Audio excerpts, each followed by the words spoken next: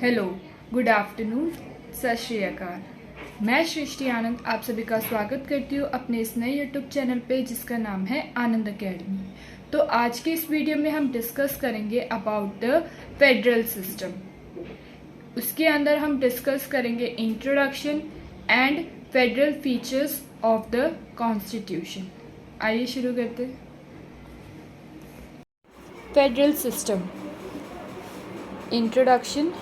Political scientists have classified governments into unitary and federal on the basis of the nature of relations between the national government and the regional governments। तो इसमें बताया जा रहा है कि जो political scientist थे उन्होंने क्लासिफाई किया था हमारे गवर्नमेंट को दो हिस्सों में। एक है आपका यूनिटरी और दूसरा है आपका federal on the basis of relation of national government and regional government, कि हमारे जो रीजनल गवर्नमेंट है और हमारे जो नेशनल लेवल में जो गवर्नमेंट है उनके आपस में कैसे रिलेशन है उसको जस्टिफाई करने के लिए, उसको देखने के लिए हमारे गवर्नमेंट को दो हिस्सों में बांट दिया। यूनिटरी फॉर्म ऑफ गवर्नमेंट के अंदर जो है एक ही गवर्नमेंट होती है जिसको ओवरऑल पावर दी जाती है सेंट्रल गवर्नमेंट को, और जो दूसरी जगह फेडरल फॉर्म ऑफ गवर्नमेंट है उसमें फेडरल का मतलब होता है अग्रीमेंट। अग्रीमेंट किसके बीच में? स्टेट गवर्नमेंट और सेंट्रल गवर्नमेंट के बीच में एक अग्रीमेंट होता है और उसके अंदर पावर्स को डिस्ट्रीब्यूट किया जाता है कि कुछ पावर्स जो है सेंट्रल गवर्नमेंट के हाथ में होती है और कुछ पावर्स जो है स्टेट गवर्नमेंट के हाथ में होती है, और इस तरह से वो कॉन्स्टिट्यूशन में वर्क करते हैं। By definition, a unitary government is one in which all the powers are vested in the national government, and the regional governments, if at all exist, derive their authority from the national government. A federal government, on the other hand, is one in which powers are divided between the national government and the regional governments by the constitution itself, and both operate in their respective jurisdictions independently। तो ये definition के according ये बताया जा रहा है कि जो यूनिटरी गवर्नमेंट है उनके अंदर जो भी पावर दी गई है वो वेस्टेड है, मींस परमानेंटली है in the national government and the regional government को लेके। और वहीं अगर और दूसरी जगह अगर हम फेडरल गवर्नमेंट की बात करें तो उसमें जो पावर्स है वो डिवाइड की गई है नेशनल गवर्नमेंट और रीजनल गवर्नमेंट के बीच में। ये दोनों ही हिस्सों में जो है पावर्स को डिवाइड किया गया है और ये रिस्पेक्टिवली अपने वर्क को करते हैं अंडर द ज्यूरिडिक्शंस इंडिपेंडेंटली, कि जो भी मीटिंग्स होगी उन सभी के अंदर ये दोनों गवर्नमेंट साथ में बैठेंगी और जो भी डिसीजंस लेना है और जो भी पावर्स का यूज़ करना है तो वो करेंगे।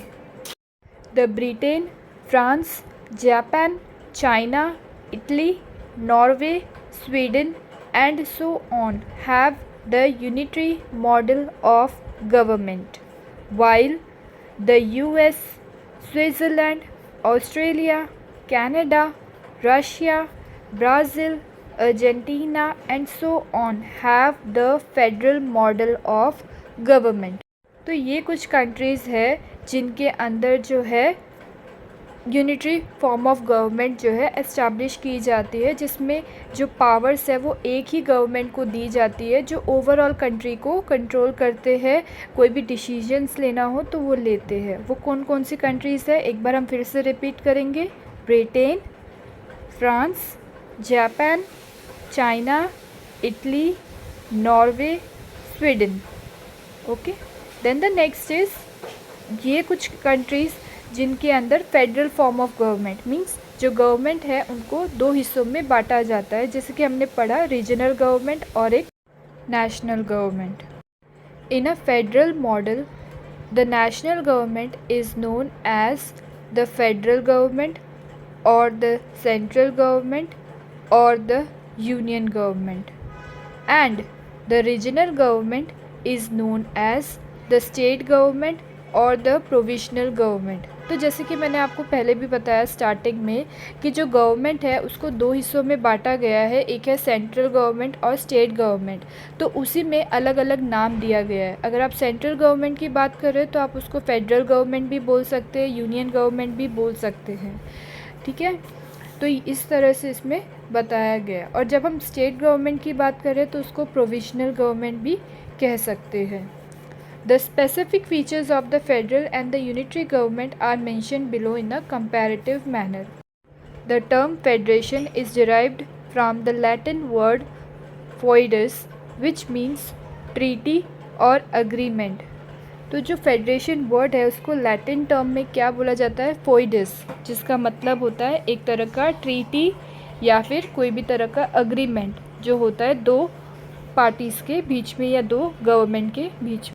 Thus, a federation is a new state political system which is formed through a treaty or an agreement between the various units. The units of a federation are known by various names, like state as in US, cantons as in Switzerland, province as in Canada और republics as in Russia. तो इस तरह से अलग अलग name से हमारे अलग अलग कंट्रीज़ में फेडरेशन को यूज़ किया जाता है as a term. Now the next is federal features of the constitution. The federal features of the constitution India are explained below. Number 1, dual polity. The Constitution established a dual polity consisting the Union and the central and the state at the periphery. Each is endowed with sovereign powers to be exercised in field assigned to them respectively by the Constitution. तो हमारे constitution में दो तरह की government होती है, एक है सेंट्रल गवर्नमेंट तो दूसरी है स्टेट गवर्नमेंट। तो जो सेंट्रल गवर्नमेंट है वो डील करती है with the matters of national importance like defence, foreign affairs, currencies, communication and so on.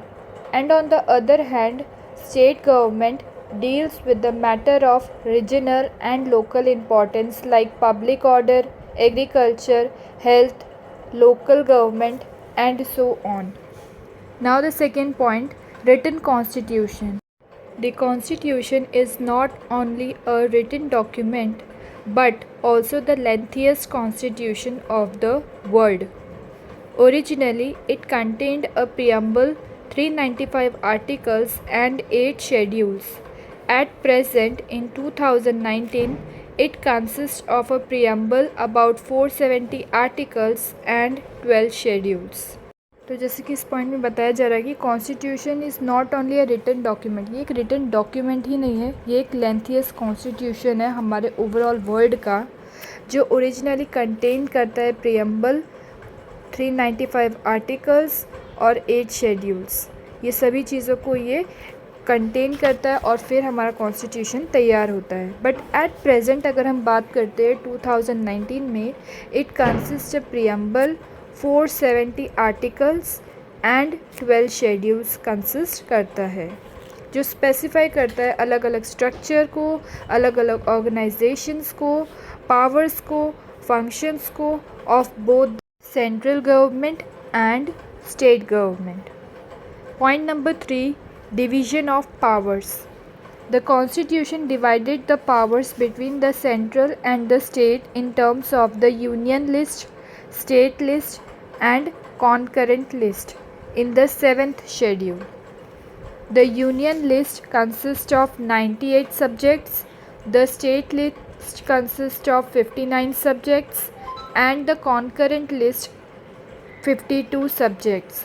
Both the center and state can make a laws on the subject of concurrent list, but in case of conflict, the central law prevails. तो जैसे कि इसमें बताया जा रहा है कि हमारे कॉन्स्टिट्यूशन में पावर्स को डिवाइड किया गया है दो हिस्सों में, एक है हमारा सेंट्रल गवर्नमेंट और दूसरा है हमारा स्टेट गवर्नमेंट। तो इनमें जो भी पावर्स डिवाइड की गई है उसको लिया गया है from the union list, state list and concurrent list. और ये सभी चीज़ें कौन से शेड्यूल में है? 7th शेड्यूल के अंदर ये सभी चीज़ें लिखी गई है। तो हमारे यूनियन लिस्ट के अंदर कितने सब्जेक्ट्स है? टोटल 98 सब्जेक्ट्स, स्टेट लिस्ट के अंदर 59 सब्जेक्ट्स एंड कॉन्करेंट लिस्ट के अंदर 52 सब्जेक्ट्स। तो इन्हीं सब्जेक्ट्स को लेके जो है को डिवाइड किया गया है। Then point number 4, supremacy of the constitution. The constitution is the supreme law of land. The law enacted by the centre and the state must conform to its provisions. Otherwise, they can be declared invalid by the Supreme Court or the High Courts through their power of judicial review.